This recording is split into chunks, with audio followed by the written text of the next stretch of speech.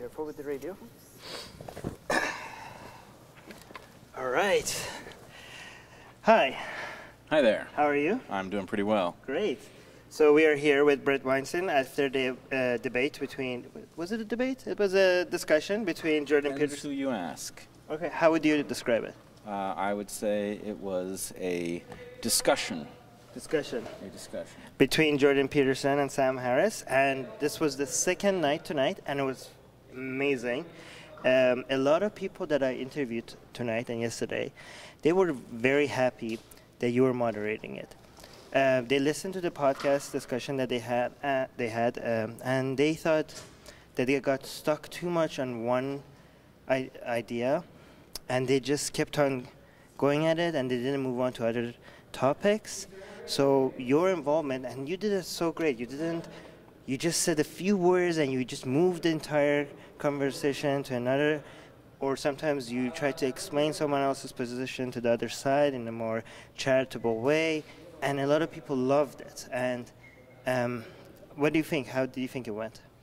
Well, I must tell you, I put a lot of thought into how this might go, but without knowing how Jordan and Sam would present themselves and what positions they would take, it was a little hard to know. So I'm very pleased that it worked out as well as it did. My impression from being on the stage was that we actually made tremendous progress on some of the most difficult issues there are, and some issues that Sam and Jordan have gotten stuck on before. So I think I can't be anything but very happy with the result.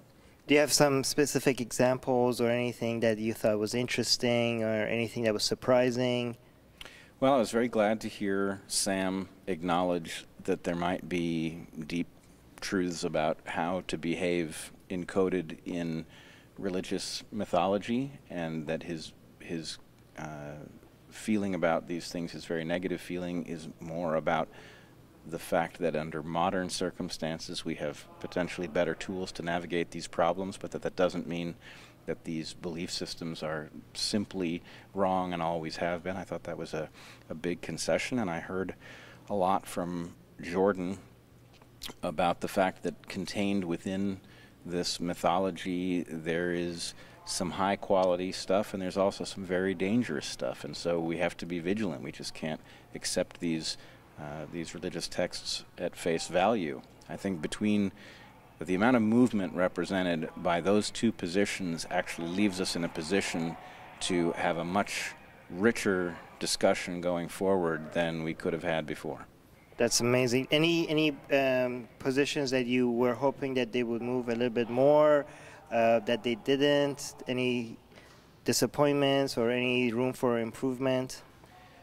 There are many topics that I would love for us to have gotten to. There's probably 10 hours worth of things that we could have been productive on. But with respect to how much time we had, I think we did about as well as one could hope. And really, that owes a lot to the integrity of both Sam and Jordan. That it's very difficult, especially with an audience there who's rooting for people. It's very difficult for your position to move, for you to make concessions, for you to treat the other person with that level of humanity. And so I think it speaks very well of both of them, and I'm really proud to have been a part of it. So this debate is going to continue in London and Dublin, and Douglas Murray is going to be moderating that. What would you say to Douglas, and what are some of the topics that you want them to touch on that they didn't touch on, and do you have any tips for them? Well, it's going to be a very different discussion, because what Douglas, who I met for the first time, I think 2 weeks ago, Douglas has a very different toolkit to draw on. He's a wonderful guy. He's really interesting, and he has no fear whatsoever of conflict. And in any case, I would expect that those three will have discussions that will have very little overlap with what we discussed here, but they will be fascinating, and I wish I could be there to just see it. Right. So what are some of a few of the topics that you weren't able to touch on and you were hoping that you could have if you had 10 hours? I would be very interested to discuss the relationship between emergence and metaphor. and we did not really have time to pursue this issue. But there's a question about some of the mythology that we focused on is obviously quite remote from factual reality, but there's a point at which the two become hard to distinguish, and I would love to have pursued that border and figure out what both Jordan and Sam think about things that hover there. Any major differences between tonight's event and last night's event? Do you think that the first event had an impact on the second event, and how so? First event definitely had an impact on the second event.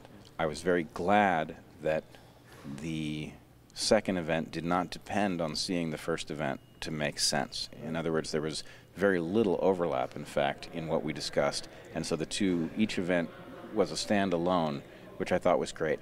I think there was some difference in the composition of the audience, and I think there was also some difference in the audience's expectations, because some fraction of the audience probably had seen discussion of last night's event, and so there was already a sense that this was not going to be a catastrophic failure or a brawl, and so maybe tonight's audience was a little bit more relaxed about those issues. I was very interested to see that both audiences, given the opportunity to have Q&A versus more discussion, opted for Q&A.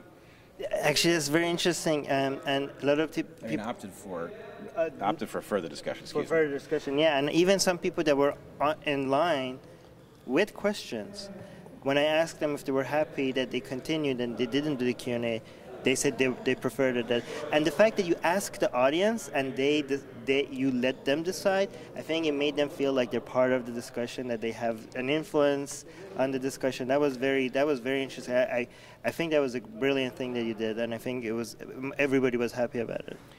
Thank you.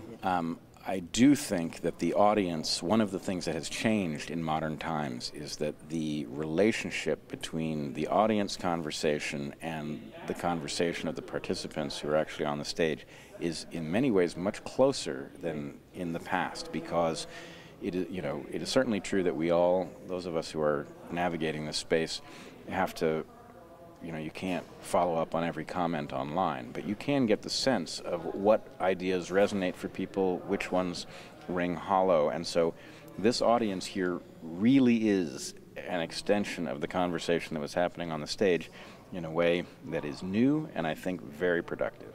And do you think the experience is different for the audience to experience the events live here compared to the people that are watching it on YouTube or listening to the podcast? There's no question there's a difference. For one thing, most of the people who watch it online are seeing it as the consensus about what took place is emerging. So they're not all watching it at once. When you're in the auditorium, the consensus emerges almost instantaneously. If somebody makes a very good point, there's a kind of a dawning of consciousness over the whole audience, which is it's very powerful, and I recommend it. Yeah, awesome. Thank you. That was brilliant. Thank you so much for doing this. It made the event a much better experience having you here. I appreciate it. Thank you. Makes me feel good to hear. Yeah, thank you. Thank you.